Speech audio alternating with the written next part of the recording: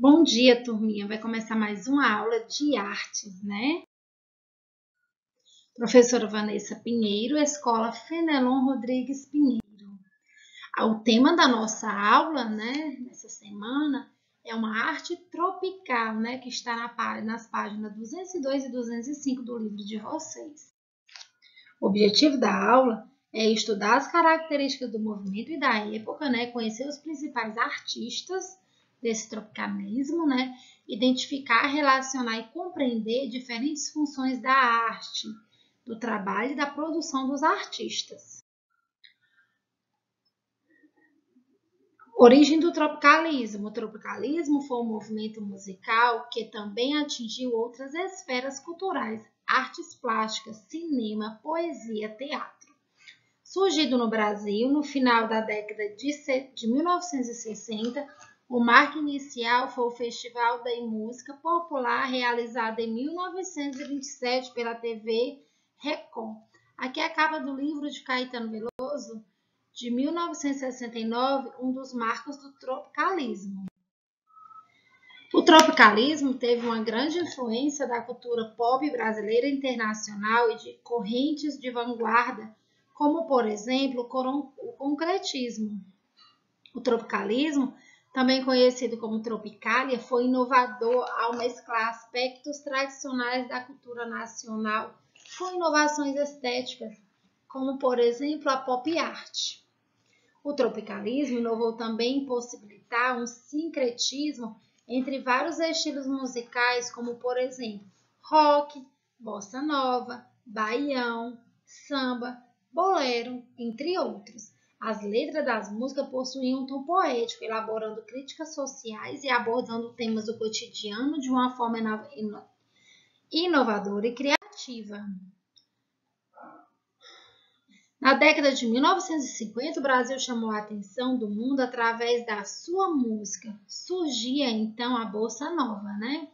Paralelo isso às experimentações arquitetônicas e a construção de Brasília fizeram o país ganhar título de país do futuro, um lugar onde seria possível concretizar a utopia modernista. Aí é o exemplo de a foto, né, a imagem do Palácio da Alvorada, projetada por Oscar Niemeyer, né? Inauguração de 1960, Brasília foi concebida como símbolo de um país que se modernizava, contrariando a noção de que a arquitetura moderna não devia ser monumental. Niemeyer, né? Niemeyer deu destaque aos prédios estatais. Nesses projetos, evitou a monotonia das formas perpendiculares postuladas pelo modernismo internacional, criando elementos distintos em cada edifício, o que resultou em um conjunto surpreendente entre os projetos que fez para a cidade. Destacam-se o Palácio da Alvorada e o Congresso Nacional, a Catedral e o Palácio do Itamaraty.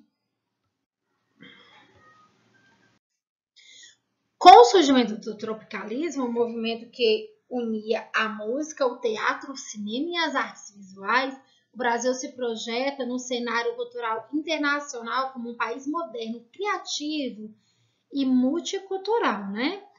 Aí é a obra, né, Tropicalismo, né, de Hélio Otioca, né, inspirado em elementos do universo popular, como a escola de samba e a favela. O artista criou uma obra autêntica e conectada com valores culturais brasileiros, desenvolveu um tipo de arte que hoje é conhecida como instalação, expandindo sua atração do plano de tela para o ambiente. Em Tropicalia, construiu um espaço que devia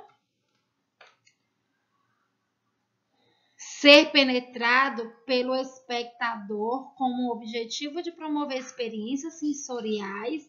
Entrar no espaço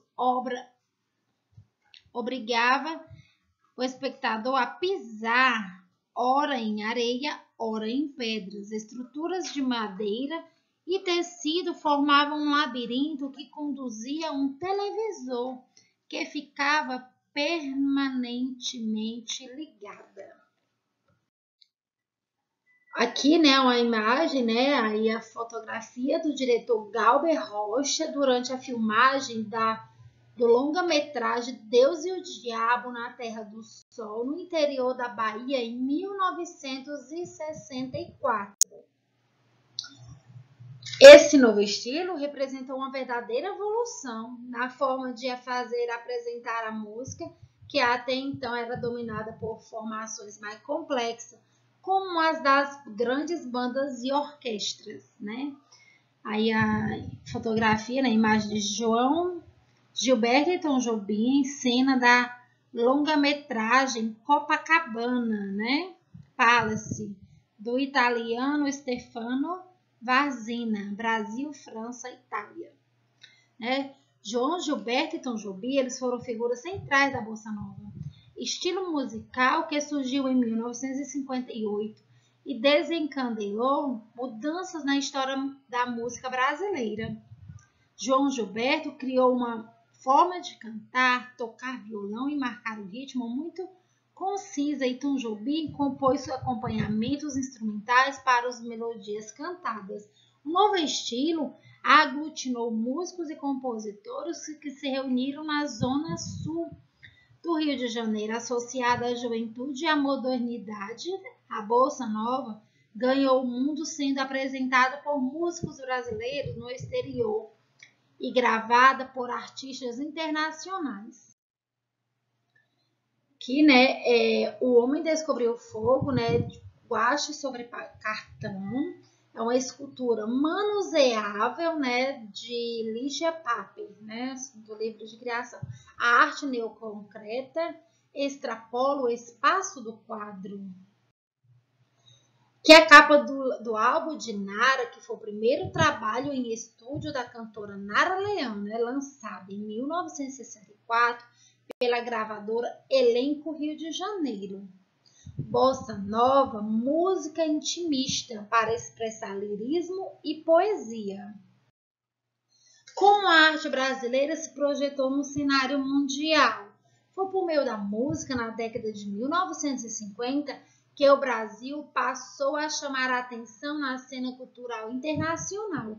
Um grupo de jovens músicos, entre eles o baiano João Gilberto e o carioca Tom Jobim, reunia-se então em torno da chamada Bossa Nova, um jeito diferente de tocar o samba que soou como grande novidade.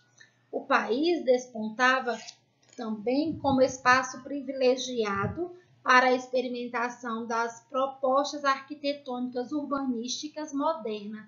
O arquiteto Oscar Niemeyer, em seus projetos, ousava a forma e no uso da tecnologia do concreto armado. Como urbanista, Lúcio Costa, ele projetou Brasília, a nova capital do Brasil, atraindo as atenções de intelectuais europeus que viram na cidade planejada uma possibilidade de concretizar a utopia modernista.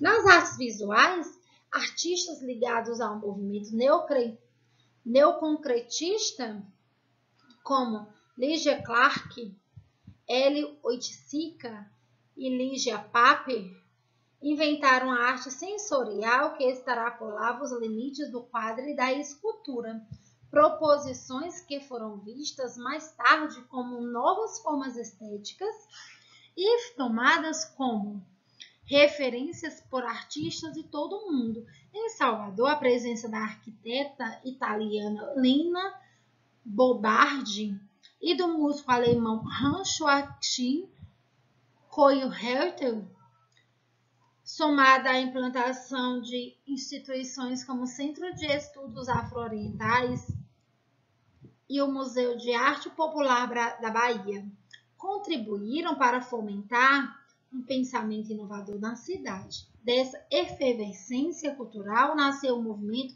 cinematográfico, o cinema novo, e começou a ser gestada uma revolução musical que marcaria o fim da década de 1960, a Tropicália.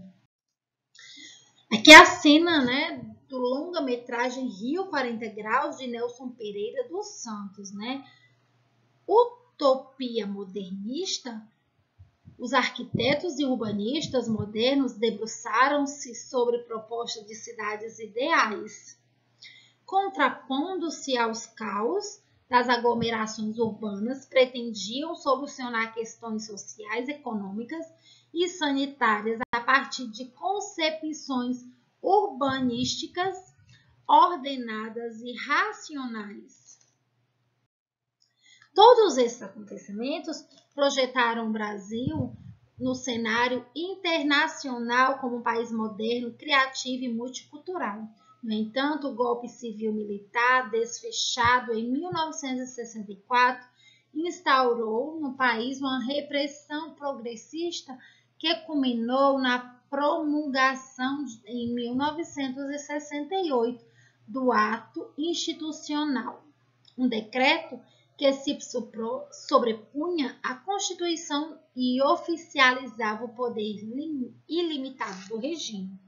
Artistas intelectuais, trabalhadores, estudantes e políticos foram perseguidos, presos, torturados e mortos.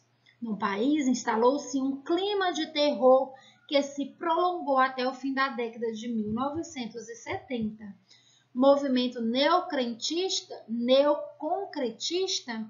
né? A arte concreta ganhou expressão no Brasil por meio do trabalho de dois grupos distintos, o Grupo Ruptura, organizado em São Paulo, e o Grupo Frente do Rio de Janeiro. O primeiro defendia uma arte de base racional trabalhada com rigor geométrico. O Grupo Frente não tinha uma posição estética única,